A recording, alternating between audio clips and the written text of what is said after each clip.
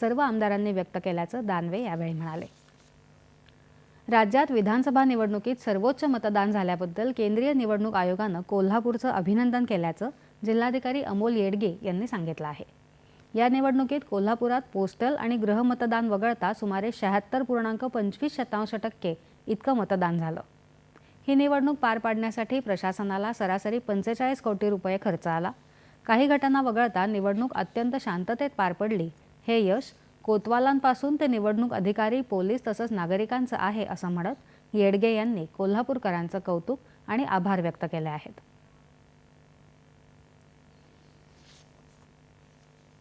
अचूकरित्या आणि पारदर्शक पद्धतीने निवडणूक प्रक्रिया आपल्याला राबवता आली त्याबद्दल या सर्व कर्मचाऱ्यांचं, अधिकाऱ्यांचं मी अभिनंदन करतो, आभार व्यक्त करतो।